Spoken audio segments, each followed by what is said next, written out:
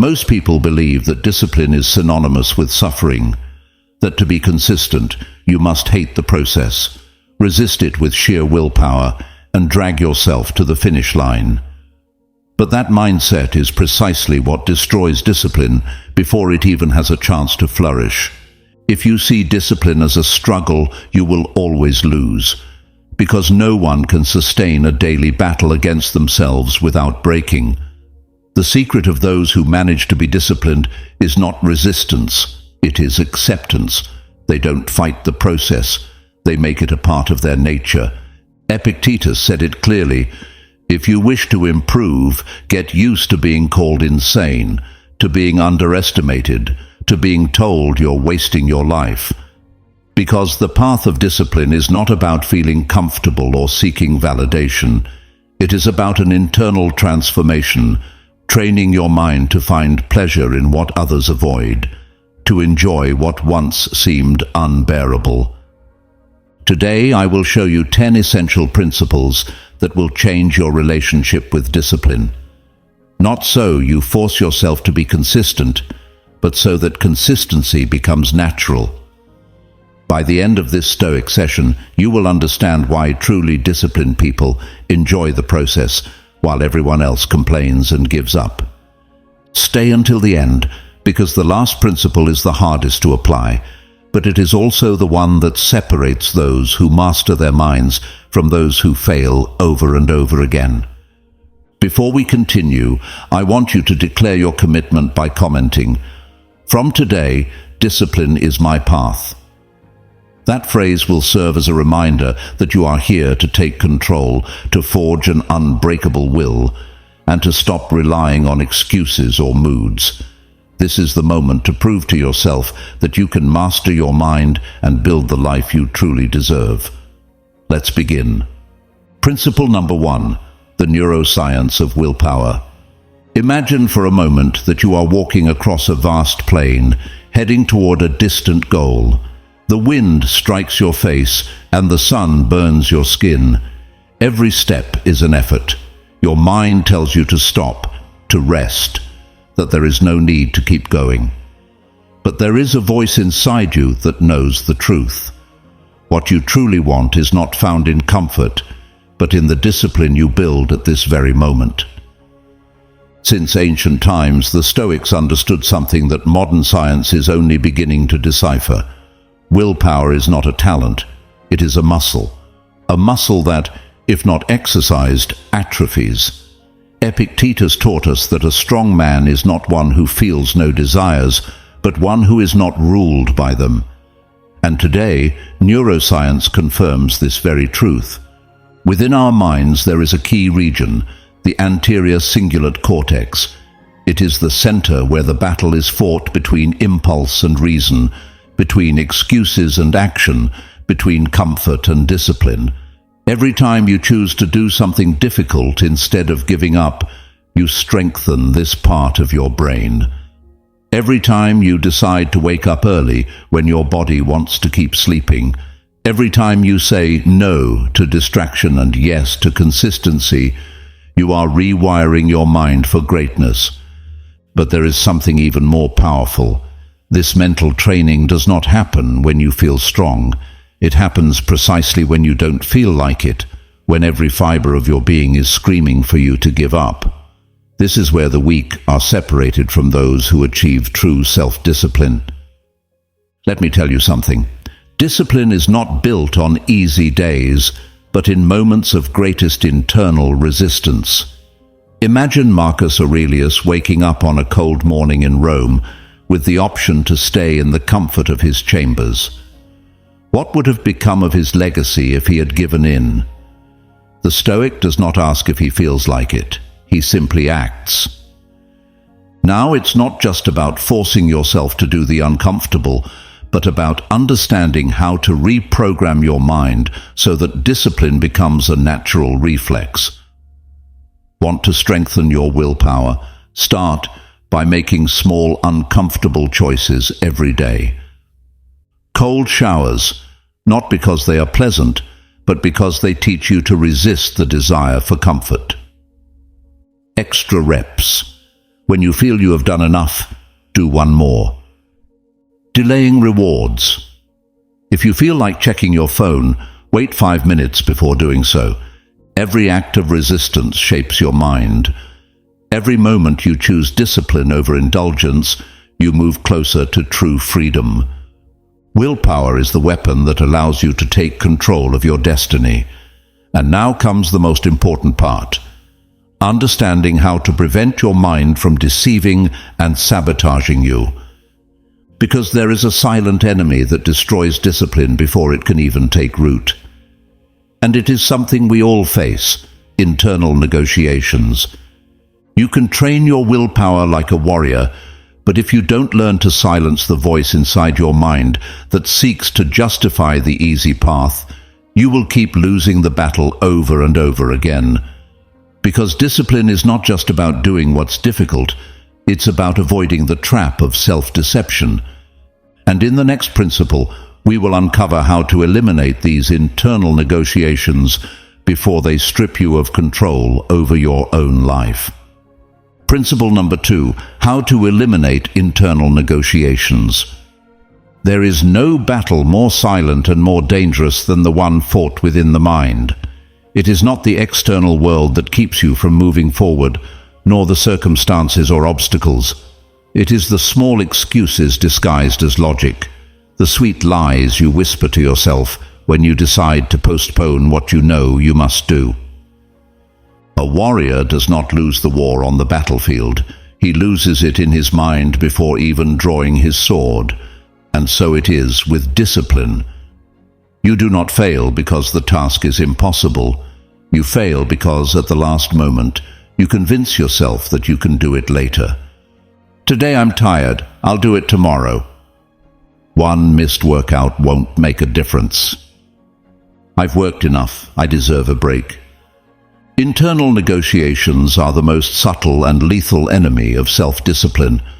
They do not come as obvious obstacles, but as small adjustments to your own narrative, tiny deviations in your path that, when accumulated, lead you to a completely different destination. The Stoics knew that a man's greatest strength was his ability to govern himself. Marcus Aurelius wrote in his Meditations, "If you delay doing what is right, the habit of doing what is right will never form." Every time you postpone an action, you are training your mind to seek the easy way out. Every time you justify an excuse, you give more power to the inner voice that pulls you away from your purpose. But there is a way to silence that voice, a technique that the greatest thinkers have used to nullify internal negotiations before they even begin. Do not allow the dialogue. When your mind starts debating, act before it finishes its argument. If your alarm rings and your inner voice starts with 5 more minutes, stop. Don't let the negotiation continue. Get out of bed before your mind has time to object. If you find yourself justifying why you don't need to train today, cut the thought short and start moving. If procrastination tells you that it would be better to wait until you feel motivated, remember this: motivation does not precede action. Action precedes motivation. When you eliminate internal negotiations, your life changes radically. You stop relying on fleeting emotions and start acting out of conviction. Because here is the truth: every time you debate whether to do something or not, you are already losing. You cannot reason with the part of your mind that craves comfort. You cannot give it room to argue. The trick is not in winning the internal debate, but in preventing the debate from happening in the first place. The Stoics practiced this through something called preemptive preparation. Before the moment of excuse arrives, they already had a response prepared. If you know that by the end of the day you will be tired and tempted to skip your workout, decide in the morning that you will train no matter what. If you know your mind will try to lure you into distractions while working, create an environment where mistakes are not an option. Do not give your mind the opportunity to tempt you. If you prepare in advance, the voice of excuses meets an impenetrable wall. But there is more. something that can completely eradicate the tendency to negotiate with yourself, making every excuse come at a cost. If every time you give in, you have to pay a price, you stop seeing it as an option. Create consequences. If you fail to keep a habit, establish a real penalty. It could be donating money to a cause you don't support, doing 100 push-ups, or eliminating a comfort from your life. When failure has a cost, your mind learns that it's easier to follow through than to give in to excuses. But the most important thing is this: stop identifying yourself as someone who struggles with discipline. If you believe you need motivation or willpower, you will remain trapped in internal negotiations. Instead, become someone for whom action is automatic, for whom action is not a decision, but a reflection of their identity. And here is the final key: act without questioning. Do not give room for doubt. Do not sit down to evaluate whether you should or should not do it. Simply start, because the longer you spend thinking, the stronger the voice of excuses becomes. The more you allow yourself to debate, the harder it is to win the battle. And if you understand this, then you are ready to take the next step, because even if you eliminate internal negotiations, there is an even deeper enemy that destroys self-discipline. An enemy that lives at the very core of your desires and priorities. It's not just about what you do, it's about how you perceive the reward. Because in the end, everything you do is influenced by a single force: immediate pleasure. And in the next principle, you will discover how to reprogram your mind so that instant gratification stops being your obstacle and becomes your greatest ally. Discipline is not punishment, it is the key to freedom. If today you decide to stop relying on motivation and forge an unbreakable will, subscribe. This is a space for those who want to take control of their lives, overcome procrastination, and build solid habits. Do not let inconsistency hold you back. Without further ado, let's continue. Principle number 3. The hierarchy of rewards and its impact on decision-making. Every action you take is driven by a promise of reward.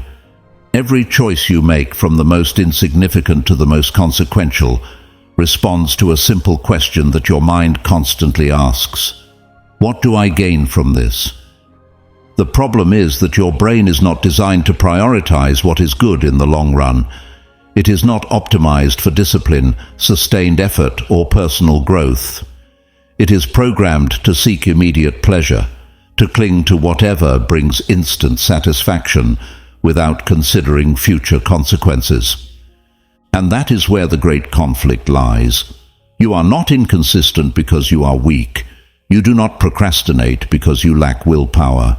You do it because, in your mind, in the scale of priorities, immediate rewards always seem more attractive than long-term rewards.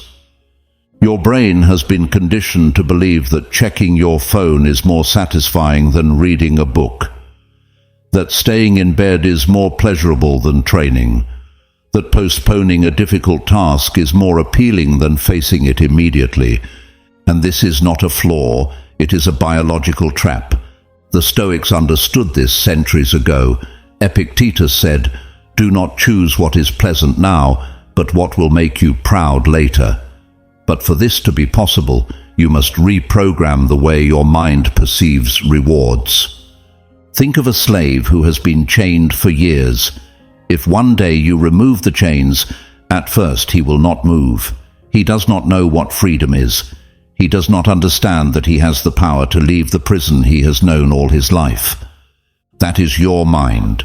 It has been enslaved by instant pleasure, and if you do not reprogram it, it will continue choosing what is easy, what is comfortable, what is immediate. How to change the reward scale? The trick is not to eliminate impulses. That is impossible. The key is to modify the perception of the reward, to convince your brain that long-term rewards are more valuable than instant gratification. The most effective way to do this is to give pleasure to effort and pain to indulgence. 1. Associate pleasure with discipline. After completing a difficult task, celebrate it. Not with a distraction that nullifies your effort, but with a positive reinforcement that strengthens your identity. It could be a powerful internal phrase, "Today, I proved my strength." It could be visualizing the progress you have made. It could be recalling the sense of control and pride that comes from following through with what you committed to. 2. Make the easy path painful. Every time you choose the easy way, make it costly. If you spend too much time on social media, set limits that block those apps after a certain period. If you skip a workout, make the next day's session more demanding. If you procrastinate on a task, commit to doing something even harder as a consequence. Your mind must learn that choosing instant gratification comes with a real cost. 3. Retrain your brain to enjoy effort. If you hate doing something, ask yourself, why? The problem is usually not the task itself, but the story you tell yourself about it. Change the narrative. Don't think, "I hate working out." Think, "Every workout makes me stronger." Don't say, "I don't want to work on this." Say, "Every minute I spend on this brings me closer to my goal." 4. Replace empty gratifications with structured rewards. Your brain needs rewards, but you can give it what it needs without sabotaging your growth. Instead of wasting time on distractions, use those moments for something that nourishes you. If you want to relax, choose something that genuinely benefits you. Reading, walking, writing. Find pleasures that do not destroy your discipline, but reinforce it. 5. Use the power of delay. When you feel the temptation of immediate gratification, delay it. Tell yourself, "I can do this later." If you truly want it, you can still do it later. Many times when you postpone an impulse, you realize that it was not actually necessary. This simple strategy prevents you from falling into destructive habits without needing to forbid them entirely. The new internal code. If you reconfigure the way you experience rewards, your relationship with discipline will completely change. You will no longer feel like you are depriving yourself of anything because effort itself will become the reward. The Stoics understood this well. Marcus Aurelius wrote, "If you find pleasure in what is virtuous, you will never need empty stimuli." The key is not to eliminate pleasure from life, but to redirect it toward what truly matters. And this is where we take the next step. Because while reprogramming the way you perceive rewards is a profound change, there is something even more powerful that determines whether you will truly be disciplined in the long run. It is not enough to want to change. It is not enough to understand these principles. What comes next is the ultimate test, the key that separates those who achieve unbreakable discipline from those who continue struggling with inconsistency. And that key you will discover in the next principle. Principle number 4, speak like a Stoic. Use third-person self-talk to force action. Every morning when you wake up and face the first decisions of the day, there is a silent battle in your mind. Do you get up immediately, or do you hit the snooze button? Do you stick to your workout plan, or do you tell yourself that it doesn't matter today? Most people lose that battle without even realizing it, not because they lack discipline, but because they have fallen into the trap of seeing themselves as victims of their emotions. When you talk to yourself, what do you say? If you're like most people, you probably use phrases like, "I don't feel like it," "I'm too tired," or "I can't do it right now." In those moments, your mind is trapped in subjectivity, in the immediacy of how you feel, and that is precisely where the problem lies. The Stoics understood this well. Marcus Aurelius, one of the most powerful emperors in history, had the habit of writing to himself in the third person in his meditations. It wasn't just a simple custom, it was a psychological strategy. By speaking to himself as if he were an external observer, he gained perspective, clarity, and self-control. When, in the midst of exhaustion, you say, "I can't go on," your brain takes it as a command. But if instead you say, "He can handle this, he has overcome worse, and he will do it now," the effect is different. That small shift in language separates fleeting emotions from objective reality. This method is not just a philosophical strategy, it is also backed by neuroscience. A study from the University of Michigan found that when people speak to themselves in the third person, they activate brain regions associated with self-control and rational decision-making. It's as if, suddenly, you are watching your life from a distance, like a strategist observing a warrior on the battlefield. Think of it this way. If you were coaching someone else, what would you say to them in a moment of weakness? You wouldn't say, "Well, if you don't feel like it, just rest." You would say, "You can do this, just do it. Don't negotiate with yourself." Applying this principle to your own life means becoming your own guide, your own mentor. The next time you feel the temptation to procrastinate, to quit, or to give up, change your language. Instead of saying, "I'm too tired to keep studying," say, "Your name is focused, knows this is important, and will finish it now." Instead of, "I don't have the energy to work out," say, "Your name is disciplined and will train because his body and mind need it." Soldiers, elite athletes, and leaders all have one thing in common: an internal narrative that pushes them forward. They do not negotiate with comfort. They do not identify with laziness. They identify with action. The difference between someone who quits and someone who pushes forward is how they talk to themselves in critical moments. And here's the challenge. From today onward, every time you face a difficult decision, speak to yourself in the third person, not as someone trapped in emotions, but as a strategist who knows exactly what must be done.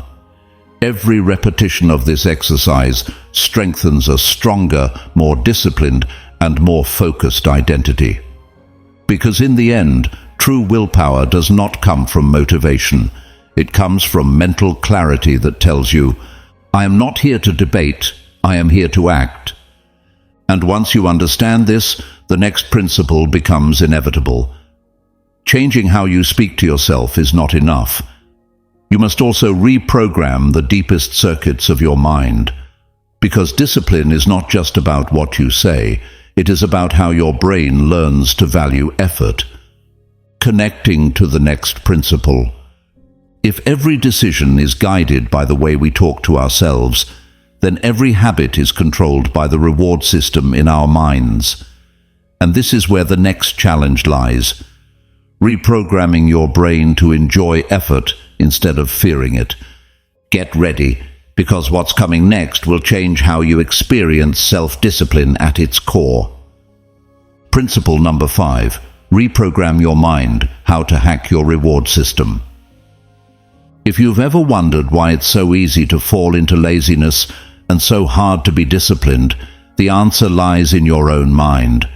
It's not a matter of willpower, but of how your brain has been programmed to seek immediate rewards. And here's the trap.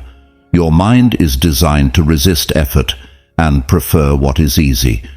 Every time you check your phone instead of working, every time you choose to stay in bed instead of training, every time you opt for instant gratification over long-term growth, your brain is reinforcing a pattern. It's teaching itself that comfort is good and effort is bad. And the more you repeat these actions, the harder it is to break the cycle. This is not a modern problem. The Stoics spoke about it over 2,000 years ago. Epictetus warned of the dangers of giving in to momentary pleasures, because every time you do, you become weaker against temptation. Marcus Aurelius, in his Meditations, reminded himself that the body seeks rest, but the mind must rule it with reason. But here's the good news. Just as your mind has been conditioned to avoid effort, you can reprogram it to desire it. Yes, you can train your brain to enjoy the process instead of fearing it. Think of a warrior who trains every day, knowing that effort itself is the true reward. He doesn't wait to feel motivated to wake up at dawn and perfect his technique. He does it because he knows that training is what separates him from weakness. The mere act of training becomes his daily victory. You can do the same, and the key lies in your brain's reward system. Every action you take releases small doses of dopamine, the neurotransmitter of pleasure and motivation. If your brain has learned to associate dopamine with distractions and instant pleasures, you need to redirect that internal chemistry toward what truly matters. Here's the method. 1. Make effort a victory in itself. Instead of waiting for an external reward, train your mind to feel satisfaction simply for completing the task. After each work session, workout, or disciplined action, tell yourself, "This is who I am. Every action strengthens my character." 2. Celebrate small victories. Don't wait until you reach the final goal to feel satisfied. Find gratification in every step. If you give your brain small doses of reward after an effort, it will start seeking that effort more often. 3. Make rewards consistent. You cannot teach your brain that effort is good if you constantly reward it with unnecessary rest or distractions. Every time you complete a difficult task, allow yourself a controlled reward, a short break, a positive affirmation, or a moment to acknowledge your progress. 5. Change the meaning of pain. Instead of seeing effort as suffering, start seeing it as growth. Every time you face discomfort, remind yourself, "This is the test that makes me stronger." 5. Defy your own mind. When your brain seeks the easy way out, do the opposite. If it wants you to procrastinate, take action immediately. If it wants you to rest, do one more rep. Every time you challenge your programming, you prove that you are in control. The Stoics understood that self-discipline is not a one-day battle. It is a constant war against the impulses that seek to weaken you. True power lies in learning to enjoy effort, connecting to the next principle. It's not enough to reprogram your mind to value effort. You also need to eliminate the destructive habit of starting things with enthusiasm and abandoning them halfway. Because effort without consistency is just an illusion. Discipline is not just about starting, it's about finishing what you begin. A warrior who quits halfway is as weak as one who never started. In the next principle, you will discover how to eliminate the mindset of quitting once and for all and become someone who follows through on every challenge until the very end. Principle number 6. The art of finishing what you start. Eliminate the quitter's mindset. There is one pattern that destroys more dreams than any external obstacle. The habit of leaving things unfinished. Starting with enthusiasm, imagining the final reward, but the moment the excitement fades, finding excuses to quit. And just like that, what could have been a great achievement becomes yet another failed attempt. This is a silent enemy. It doesn't strike with force. It whispers subtly. It doesn't matter if you skip today. Tomorrow will be a better time. It's fine if you rest a little longer. But every time you give in, every time you quit, you reinforce the idea in your mind that you are someone who doesn't finish what they start. The Stoics knew that consistency is what separates the strong from the weak. Epictetus said that knowing what is right is not enough. You must act accordingly. Marcus Aurelius reminded himself that life is short and every action counts. Seneca warned that those who waste time are digging their own graves. And here is the reality. You cannot trust yourself if you get used to quitting. Because every time you leave something unfinished, you weaken your character. It's not just about projects or goals. It's about how you face life itself.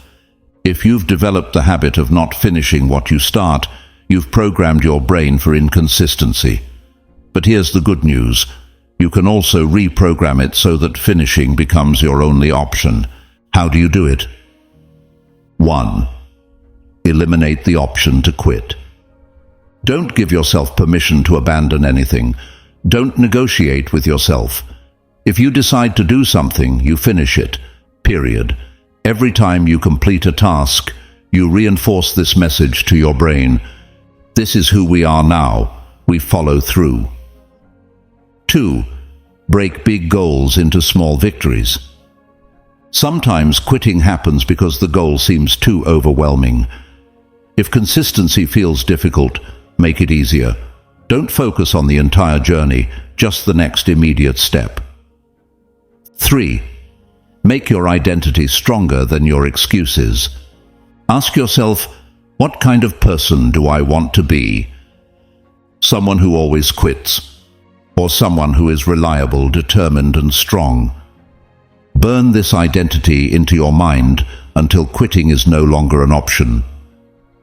4. Feel the weight of not finishing. Every time you think about quitting, visualize yourself failing again. Imagine the regret. Now, contrast that with how you'll feel when you complete what you set out to do. Use that emotion as fuel. 5. Don't wait to feel motivated. Motivation is fleeting. What truly changes lives is repeated action, the habit of acting regardless of your mood. The habit of finishing is more important than the motivation to start. The Stoics understood this better than anyone. Life is a constant training ground, and discipline is the only way to conquer time. If you always quit, failure is your only certainty. But if you commit to finishing what you start, every step you take will elevate you to a higher level of mental strength. Connecting to the next principle. Many people quit because they believe effort only matters when someone is watching. But true discipline is not proven in public. It is forged in private, when no one is there to judge you. In the next principle, you will discover how to develop the inner strength to be consistent, even when no one is watching. If you've made it this far, it means you are ready to build the discipline that will transform your life. Subscribe and comment, "I own my will," to reaffirm your commitment to a strong and determined mind. This is only the first step toward a life where effort becomes satisfaction and consistency becomes your greatest ally.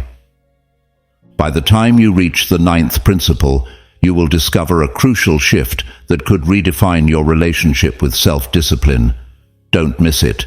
It might be the key you've been searching for. Let's continue. Principle number 7. Inconsistency thrives in the dark. How to stay disciplined even when no one is watching.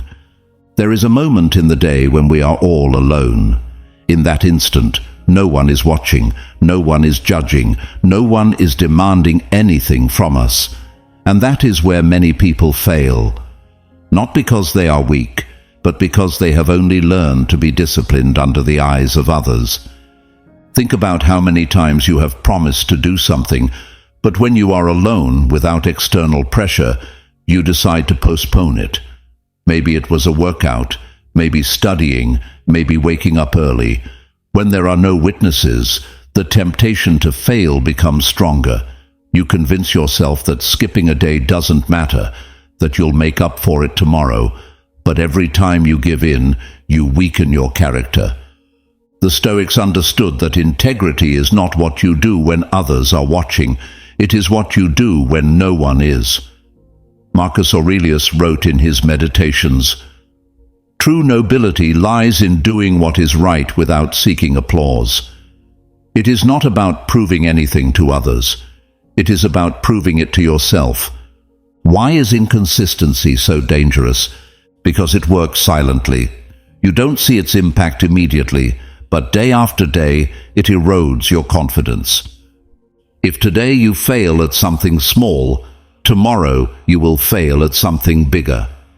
And before you realize it, you have become someone who always leaves things unfinished. Self-discipline is not built in public. It is built in the dark, when you have the choice to quit and you decide not to. How do you stay consistent even when no one is watching? 1.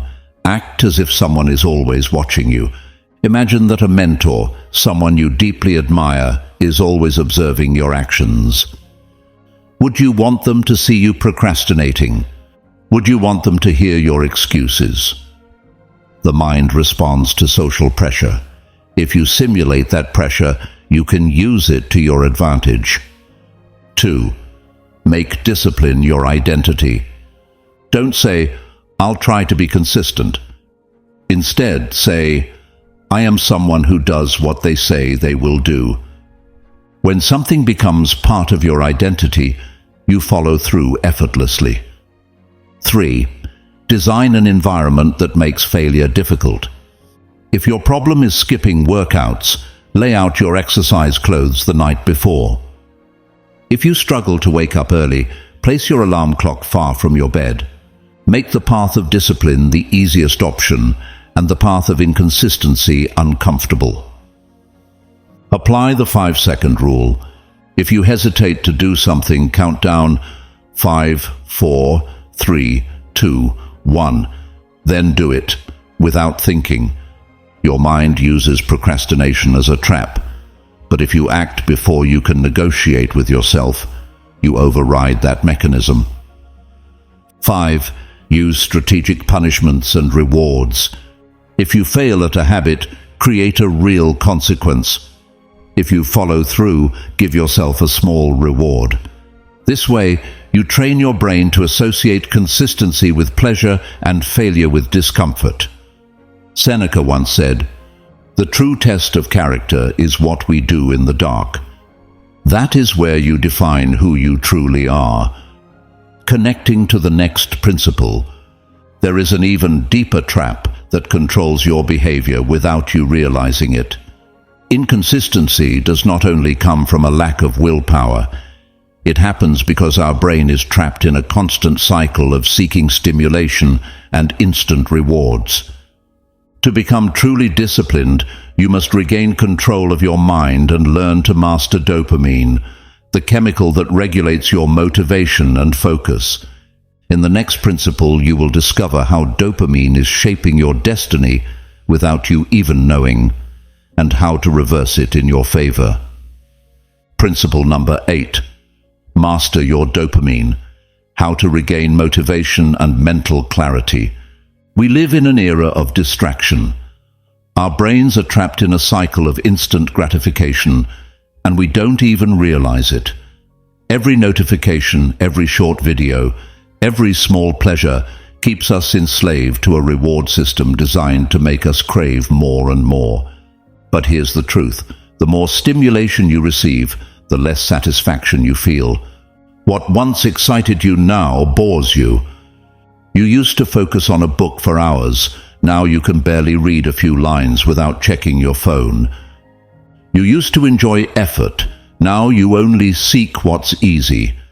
The Stoics understood this. "He who depends on fleeting pleasures becomes their slave," said Epictetus. And though they didn't know about dopamine, they grasped the essence of the problem. If you constantly seek pleasure, you lose the ability to enjoy what truly matters. How does dopamine control your life? Your brain is designed to seek rewards. In the past, this helped us survive. Dopamine pushed us to hunt, explore, and learn. But in modern society, this mechanism has been hijacked. Now we get dopamine with a single click, without effort, without purpose. The problem is that the reward system adapts. The more stimulus you receive, the more you need. What once excited you now feels normal. And what once felt normal now feels boring. This is why many struggle with discipline. It's not that they lack willpower, it's that their brain has been conditioned to crave constant stimulation, and without it, they feel empty, anxious, lazy. How do you regain control? 1. Reduce artificial stimuli. If you want to restore your focus and effort, you need to do a dopamine fast. Spend a day without social media, videos, sugar, or caffeine. At first, it will be uncomfortable, but once your brain resets, you'll start finding joy in simple things again. 2. Delay rewards. Instead of seeking immediate pleasure, train your brain to enjoy the process. If you're used to checking your phone every few minutes, wait 5 extra minutes. If you always eat something sweet after a meal, wait half an hour. Delaying gratification strengthens self-control. 3. Learn to enjoy boredom. Boredom is not an enemy. It is a teacher. Instead of running from it, use it to reflect, plan, and train your mind to focus. The best ideas are born in moments of stillness, not overstimulation. 4. Find pleasure in effort. The Stoics did not avoid pleasure, but they sought it in the right place. In personal growth, in self-mastery, in the satisfaction of fulfilling one's duty. If you train your mind to enjoy effort, discipline will no longer feel like punishment. It will become a source of pride. 5. Make effort your new dopamine source. When you achieve something difficult, resist temptation, or act despite lacking motivation, your brain releases dopamine. Rewire your reward system so that every act of self-discipline feels like a victory. Marcus Aurelius wrote, "A mind adapted to pleasure cannot withstand adversity." If you can only work when you feel motivated, if you can only take action when there is an immediate reward, then you are not free. Your mind is a slave to its own chemistry. But here's the good news: you can take back control. If you stop feeding the cycle of instant gratification, if you train your brain to enjoy effort, motivation will never be a problem again. You will no longer need constant stimulation because you will have learned to find satisfaction in self-discipline itself. Connecting to the next principle. You've seen how dopamine can be your greatest enemy if you don't control it. But the ultimate key to developing unbreakable discipline is not just mastering dopamine. It is building a commitment so strong that it doesn't rely on motivation at all. This is where the 100-day rule comes into play, the ultimate method for forging unshakable habits without relying on willpower. In the next principle, you will discover how it works and why those who apply it are never the same again.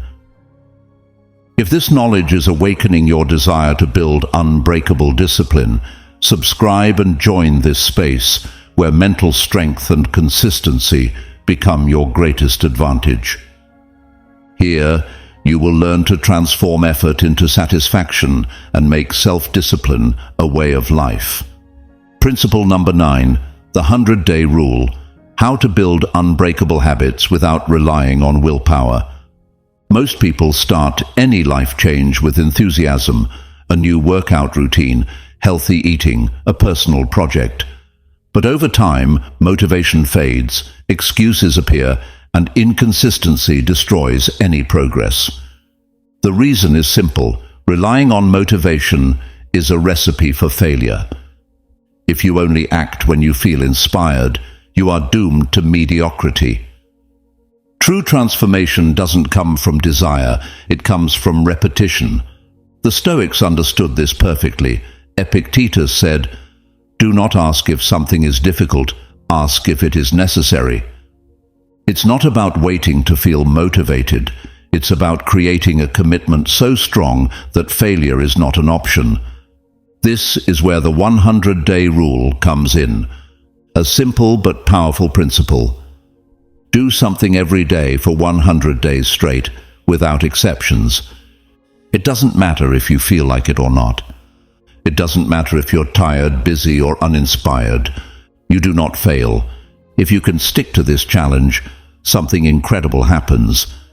The habit stops feeling like effort and becomes part of your identity. It's no longer something you try to do, it's just something you do. Why 100 days? The brain needs repetition to solidify a new behavior.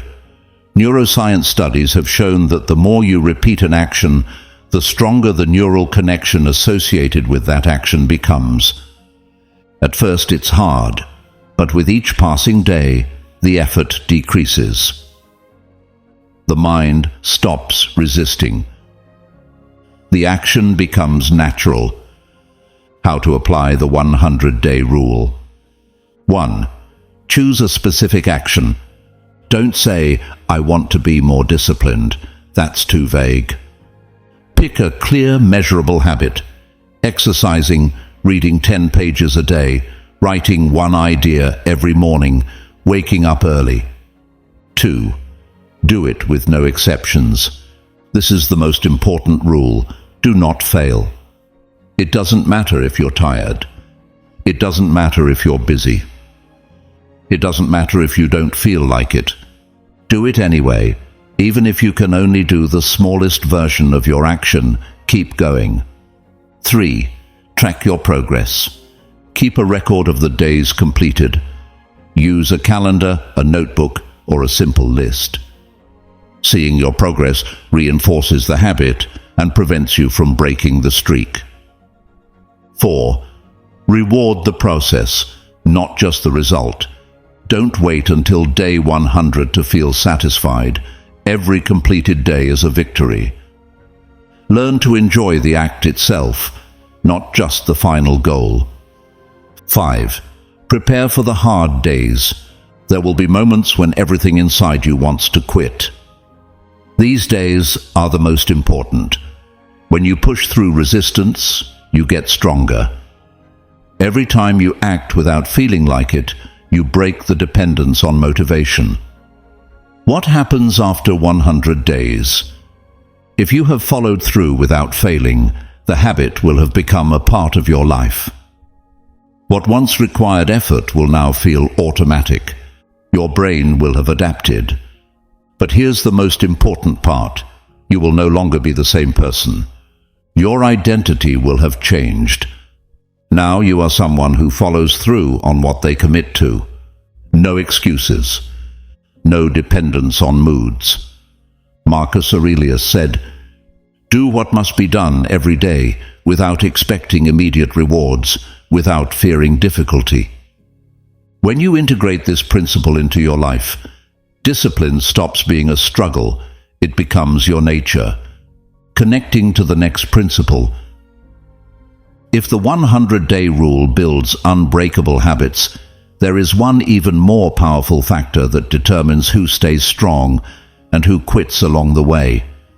It is the one thing that makes effort stop feeling like a sacrifice and turn into a meaningful act. In the final principle, you will discover why people with a powerful purpose never quit, and how you can do the same to become unstoppable. Principle number 10. The power of a strong purpose. Why those who chase meaning never quit. Imagine two people facing the same mountain. One walks without a clear direction, filled with doubt, wondering if the effort is even worth it. The other, however, has a deep reason, a burning purpose that drives every step. Who do you think will go further? The difference is not in physical strength, discipline, or talent. It's in purpose. People who quit easily don't do so because they are weak. They quit because their goal doesn't have enough meaning to sustain the effort.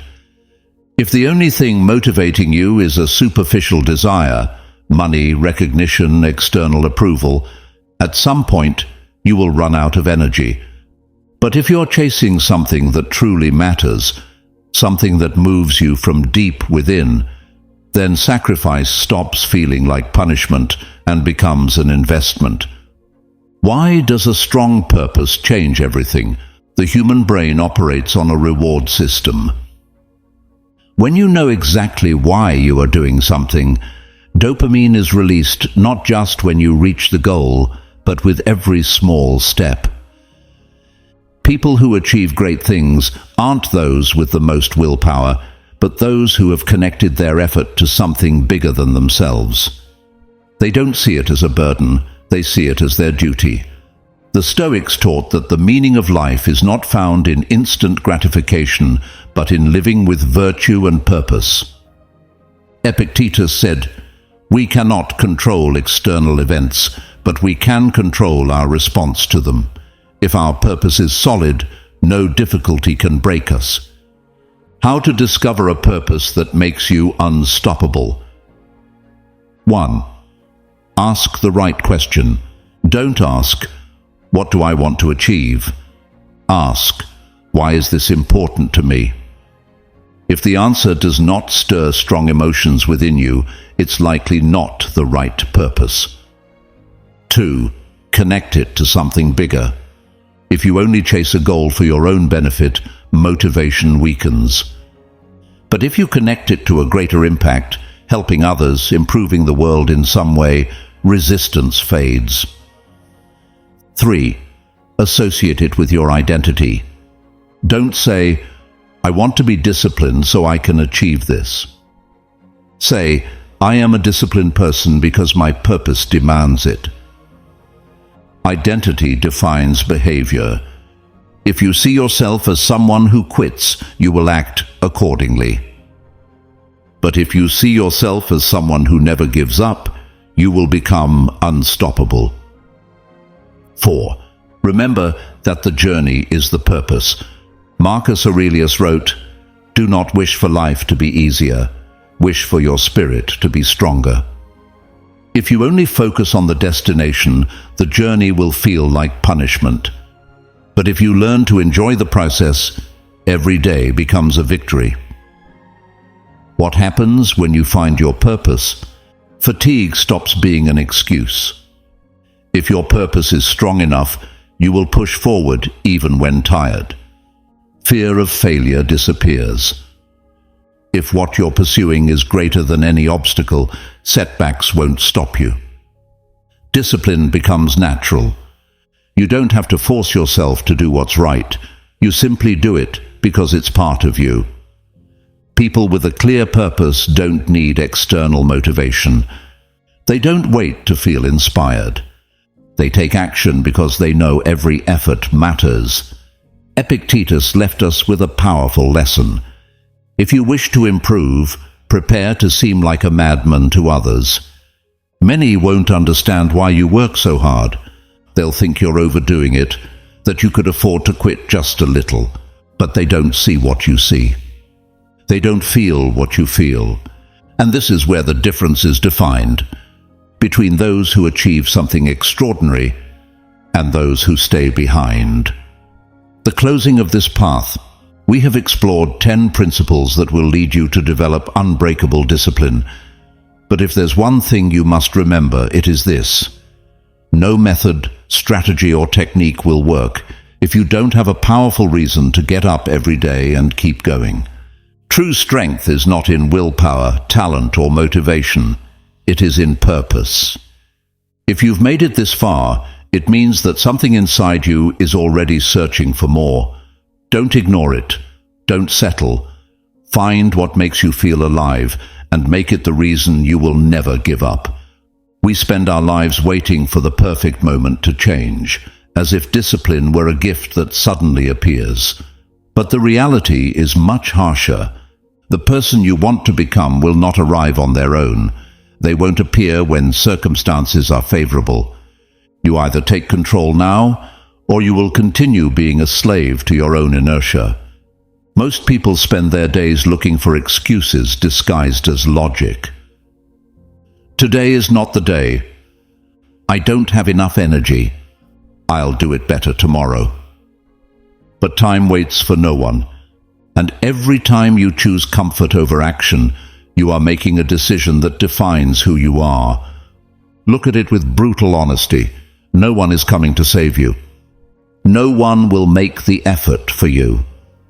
No one will wake you up early, lift the weights you must carry, or face the fears that only you can overcome. It's you against yourself, and here lies the dilemma that most refuse to face. How many more years will you allow laziness, distraction, and lack of commitment to steal the life you could be building? You don't need empty promises. You don't need to wait for motivation. You need one real decision. A decision that does not depend on how you feel, on how inspired you are, or on whether the world gives you perfect conditions. Time keeps running, and you decide whether to use it to build or to watch everything you desire slip further away, one day at a time. I'm excited to hear your stories of overcoming challenges. Share your victories, struggles, and experiences in the comments.